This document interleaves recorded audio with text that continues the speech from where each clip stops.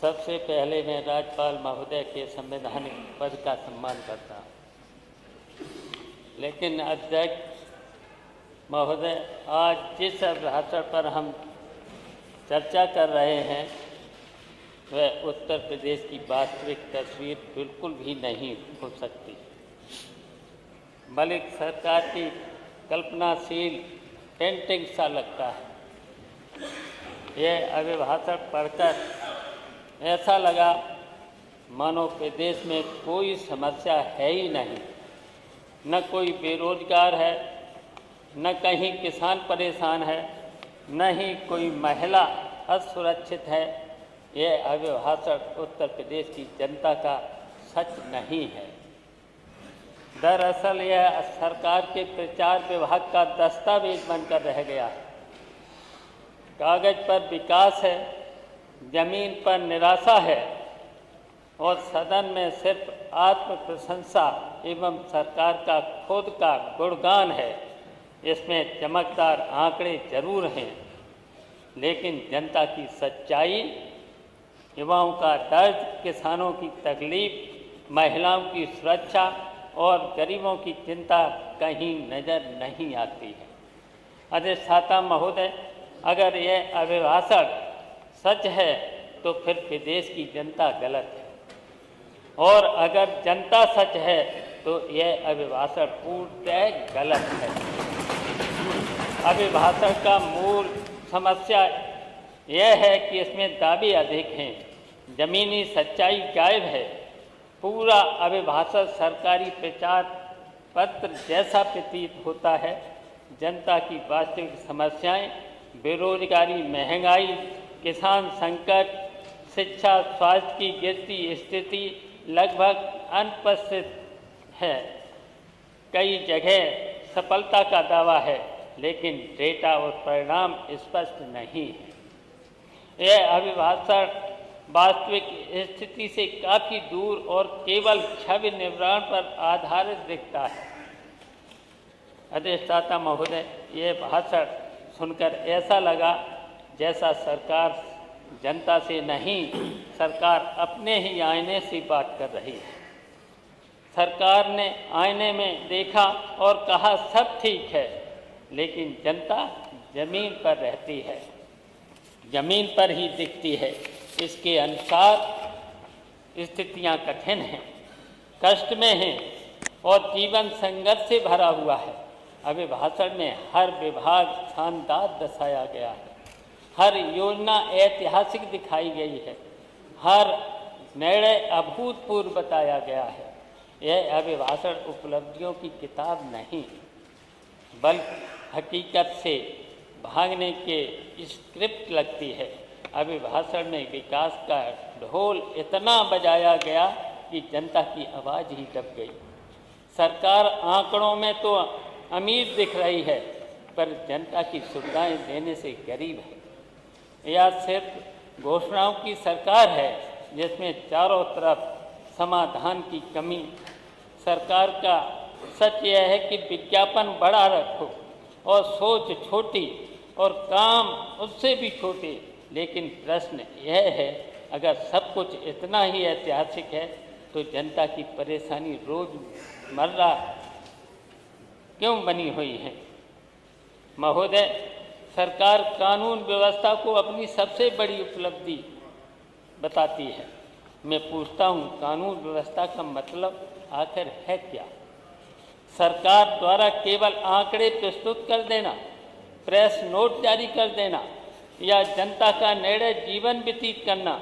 आज महिलाएं डर में हैं, दलित न्याय के इंतजार में है, गरीब थानों से लेकर अदालत तक दर भटक रहा है।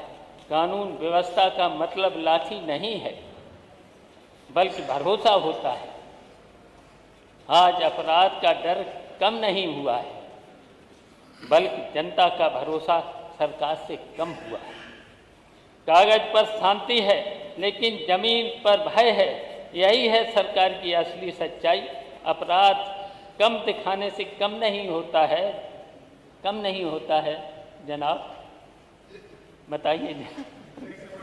महोदय, अगर इस सरकार की सबसे बड़ी असफलता को क्रमवार गिना जाए तो युवा और रोजगार सबसे ऊपर होगा। सरकार कहती है कि हमने रोजगार दिए, विदेश का युवा पूछ रहा है कि रोजगार कहाँ दिया, किसे दिया और कब दिया। अभिभाषण में रोजगार, स्टार्टअप और नौकरी देने की बड़ी बड़ी बातें, लेकिन युवाओं का सवाल है कि स्थायी सरकार की नौकरियां कितनी मिली। सरकार कहती है कि चयन बड़ा है, जैसे अभिभाषण में भर्ती संख्या बढ़ाने के दावे किए गए, लेकिन युवाओं की वास्तविकता है भर्ती के पेपर लीक हुए। यदि परीक्षा हो गई है तो वर्षों तक उसके परिणाम लंबित रहे हैं, अभी तक नहीं परिणाम। सरकार ने युवाओं को गच्चा देने का नया तरीका अमल में लाई है। संविदा और आउटसोर्सिंग को रोजगार बताकर मैं पूछना चाहता हूं कि क्या युवाओं के सपनों के साथ खिलवाड़ ही सरकार द्वारा किया गया है? असली विकास है। सरकार नौकरी दे पा रही नहीं, लेकिन सरकार युवाओं की उम्मीदें लगातार तोड़ रही। सरकार रोजगार वादे बड़े बड़े कर रही है, परंतु नियुक्तियां बेहद न्यूनतम स्तर। सरकार ने युवाओं के सपनों को संविदा में बदल दिया है। सरकार ने युवाओं को रोजगार नहीं दिया है। सरकार ने युवाओं को इंतजार का सर्टिफिकेट दिया है। युवाओं के हाथ में डिग्रियां हैं, उम्र निकलती जा रही है और सरकार कहती है सब्र रखिए। कब तक सब्र? महोदय, सरकार सब्र मांग रही है, लेकिन युवा का समय वापस नहीं आएगा। नौकरी का इंतजार कराना ही सरकार की सबसे लंबी योजना लगती है। महोदय, अभिभाषण में किसान बहुत खुश दिखाया गया है, लेकिन वास्तविक किसान आज भी खाद के लिए लाइन में, पानी के लिए आसमान की तरफ और दाम के लिए बाजार की तरफ देख रहा है। लागत बढ़ी, एमएसपी सीमित रही और भुगतान में देरी रही। गन्ना किसान को प्रति कुंटल अगैती किस्म के लिए 400 रुपये प्रति कुंटल, सामान्य गन्ना के लिए लगभग 390 प्रति कुंटल, जबकि कई क्षेत्रों में गन्ने की लागत 425 रुपये आती है और मूल्य निर्धारित किया गया 410। तो ये तो किसानों के, गन्ना किसानों के लिए घाटे का सौदा हो गया। इसमें भुगतान करने में देरी। 2017 से 2025 तक आप गन्ने का दाम मात्र 50 प्रति कुंटल की बढ़ा पाए। 8 साल में केवल 50 रुपये, और कह रहा है मैंने बहुत गन्ने के दाम, पूरा माला माल कर दिया किसान गन्ने का। गन्ना किसान के साथ अन्याय, आपने अन्याय कर रहे हैं। सरकार के भाषणों में किसान समृद्ध है, खुशहाल है, लेकिन खेत में किसान मजदूर है। सरकार कहती है किसानों की आय दोगुनी हुई। अगर आय दोगुनी हुई तो उन पर कर्ज चौगुना क्यों हुआ है? अगर किसानों की आपने आय दोगुनी कर दी है तो किसानों पर चौगुना क्यों हुआ है? अभिभाषण में किसान योजनाएं, बीमा और खरीद के आंकड़े दिए गए हैं, लेकिन ज़मीनी सच्चाई कुछ और ही है। कहती है प्राकृतिक आपदा के में मुआवजा मिल ही नहीं रहा, जहां मिल भी रहा है तो बहुत कम। किसान सम्मान निधि का जिक्र है, लेकिन असल में किसान का सम्मान कहाँ है? किसानों की वास्तविक आय वृद्धि का प्रमाण कहाँ है? किसान खेतों को खून पसीने सींच रहा है, सरकार भाषणों में समृद्धि दिखा रही है। महोदय, अभिभाषण में हर खेत को पानी, लेकिन हकीकत यह है नहरों में सिल्ट जमी, पंप बंद पड़े हैं, परियोजनाएं अधूरी की अधूरी पड़ी हैं, फाइलों में पानी बह रहा है, खेतों में सूखा पस रहा है। सिंचाई विभाग के बारे में तो जान ही रहे, जल जीवन मिशन को तो हाल ये निराले ही हैं। अब आपके एक जनप्रतिनिधि रोका राकी कर रहे हैं। मैं तो परिचित हूँ आपके उस जनप्रतिनिधि से, वो जुझारू है और सच बोलने वाला है। यही नहीं, इनके पिताजी को मैं जानता हूँ, वो भी बहुत जुझारू और सच बोलने वाले हैं। यही नहीं, इनके पिताजी जुझारू रहे हैं, उनका भी इतिहास रहा है अन्याय के खिलाफ आवाज़ बुलंद करने का। अगर खेत में पानी नहीं दे पा रहे हो तो अपनी आँख में पानी ले आइए, सिंचाई मंत्री है नहीं, शायद कुछ भ्रष्टाचार के पाप धुल जाए। वैसे भी जनता तो आपके विभाग को भ्रष्टाचार का अड्डा मान चुकी है। अभिभाषण में सरकार ने स्कूल कॉलेजों को गिनाया, लेकिन स्कूलों में शिक्षक नहीं, कॉलेजों में प्रोफेसर नहीं, और सरकार की नीतियों की वजह से बच्चों के भविष्य अटके। शिक्षा नीति बड़ी है, लेकिन पढ़ाने वाला छोटा कर्मचारी है, जिसके मूलभूत जरूरतों का ध्यान नहीं रखा जा रहा। बच्चों के हाथ में किताब कम और सरकार के हाथ में विज्ञापन ज़्यादा। महोदय, अस्पतालों की सूची लंबी है, लेकिन अस्पताल में डॉक्टर कम है। दवा बाहर से आ रही है और गरीब की जेब खाली हो रही है। इलाज सरकारी कागज में मुफ्त है, लेकिन हकीकत में बहुत महंगा है। यहाँ तक कि मेरी विधानसभा क्षेत्र जसवंत नगर में के बिलाग ताखा में समाजवादी पार्टी सरकार के समय में एक CSC दी थी, जिसमें आप लोग आज तक एक डॉक्टर पोस्ट नहीं कर पाए, एक डॉक्टर पोस्ट नहीं कर पाए। जब पूछा जाता है तो बताया जाता है कि 10 किलोमीटर पर वहाँ एक CSC है। तो इसका मतलब क्या है? डॉक्टरों की कमी है और व्यवस्था का अभाव है। शिक्षा और स्वास्थ्य पर गुणवत्ता सुधार का कोई स्पष्ट रोड मैप नहीं है। सरकार विकास का तो फीता काटने में मापती है। सड़क बनती है, पहली बारिश में उखड़ जाती है। PWD की सड़कें इतनी अस्थायी हैं जितनी सरकार की जवाबदेही। लोक निर्माण विभाग PWD का हाल तो उस सर्कस के जादूगर जैसा हो गया जो हाथ की सफाई को जादू और चमत्कार कहता है।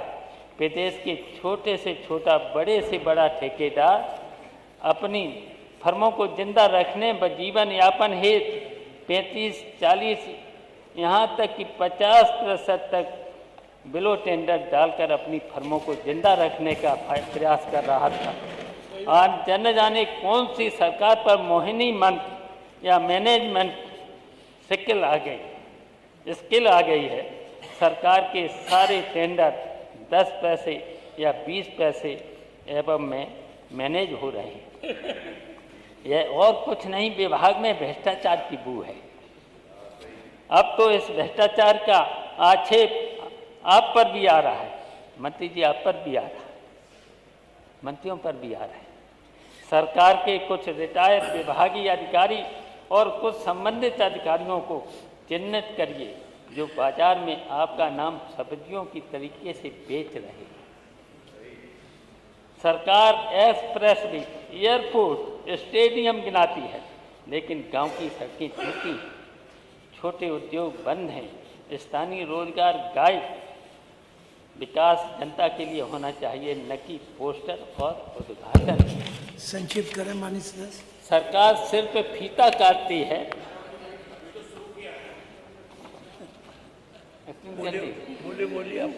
मैंने आपसे अनुरोध किया है कि 15 मिनट से 20 उसको कर लीजिएगा कृपया। खिंचवाती है, अनुरोध है आपसे। जनता का जीवन सुधारने में देखिए, व्यवस्था सबके साथ समान रहेगी। सजाने के चक्कर में गांव का विकास और मूलभूत जरूरतों को भुलाती जा रही है। क्या हुआ? उन गांव का जो आप लोगों ने गोद लिए थे वे जस के तस ही हैं। अगर आप लोगों का गांव के विकास देखना है तो आइए, माने अधिष्ठाता महोदय, आइए देखिए आकर के सफाई की बात करते हैं। आइए हमारा पूरे क्षेत्र में, वैसे तो पड़ोसी हो और आपके क्षेत्र में जो आपने कहा, देखिए पड़ोस का इतना धर्म निभाइएगा कि समय से अपनी बात समाप्त करिएगा। अधिष्ठाता महोदय, जो कहा सो हुआ। और मान्यवर, इस सरकार में क्या हो रहा है, क्या हो रहा है? हमने मिलकर कितना विकास किया और किस स्तर तक किया, जबकि पिछले 9 सालों से एक भी सरकारी योजना का लाभ हमारी विधानसभा क्षेत्र को नहीं दे रहे हैं।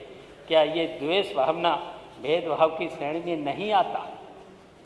सरकार परियोजनाओं तो शुरू करती है, मैं तो कहूँगा परियोजना शुरू तो करती है, लेकिन जनता के बीच जाते जाते काम अधूरा रह जाता है। इसके उपरांत बोर्ड लगा दिया जाता है, लेकिन वास्तविकता में काम गायब होता है।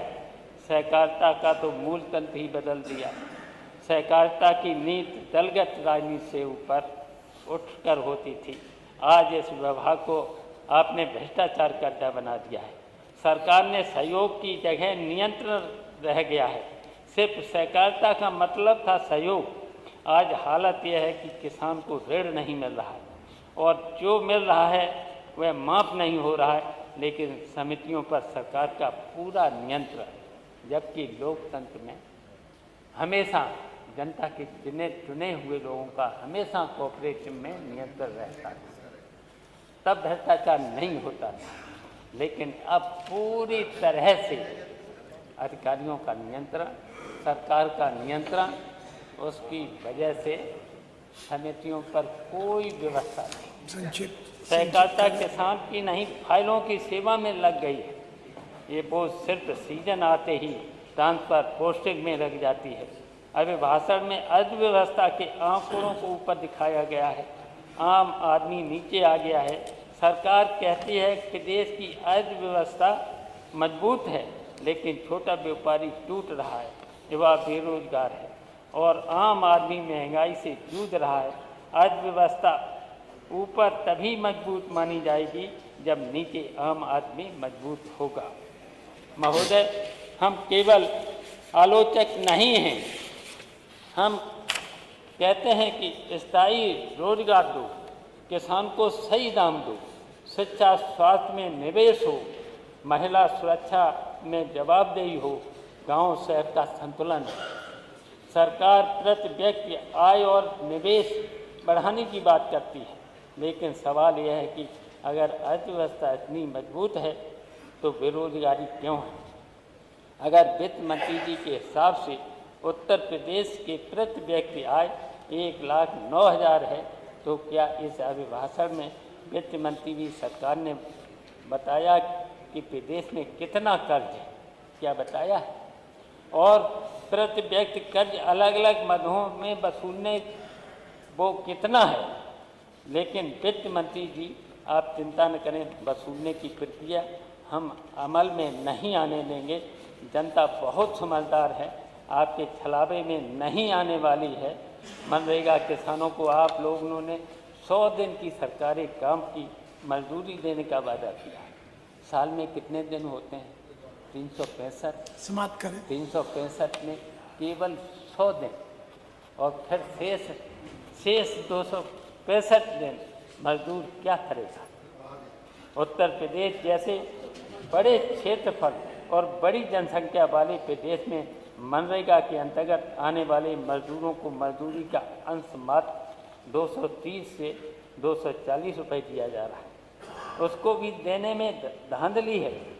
केरल जैसे छोटे राज्य में 350 से लेकर 400 रुपये दिया जाता है, तो क्या उत्तर प्रदेश जैसे बड़े राज्य में 500 से 600 रुपये प्रतिदिन 365 दिन मजदूरी का वादा नहीं होना चाहिए। आप सिर्फ मजदूरों और किसानों को ठगना जानते हैं, उनके खून पसीने की कमाई को निचोड़ना जानते हैं। थोड़ा संवेदनशील बनिए।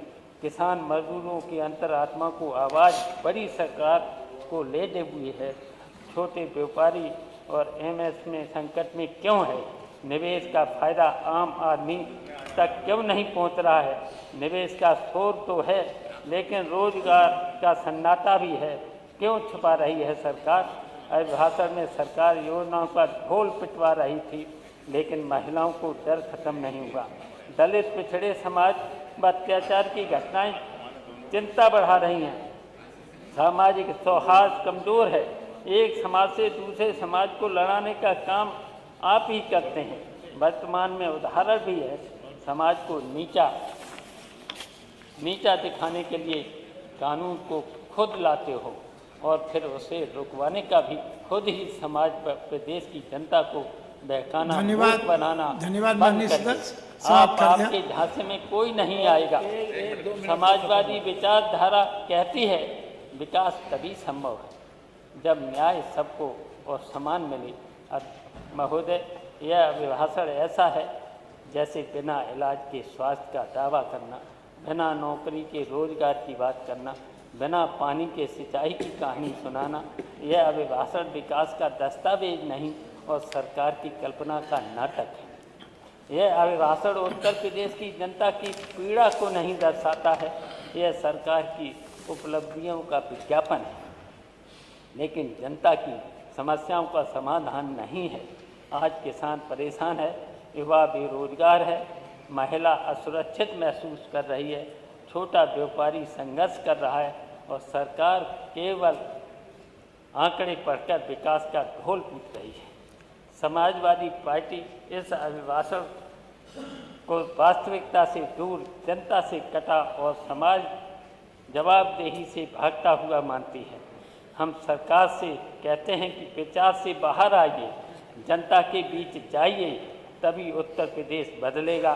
सरकार का काम सिर्फ घोषणा करना और विपक्ष का काम सच बताना मात्र नहीं है, हमारी आपकी जवाबदेही होती है। धन्यवाद। जनता के प्रति सवालों से भागकर विकास नहीं होता है। यह अभिभाषण जनता की पीड़ा नहीं, सरकार की पीआर मशीन है। विज्ञापन से वोट मिल सकते हैं, लेकिन भरोसा नहीं। जनता की आवाज़ दबाओगे तो सदन में गूंज बढ़ेगी। समाजवादी आवाज़ दबेगी नहीं, जनता का सच बोलती रहेगी। धन्यवाद। धन्यवाद।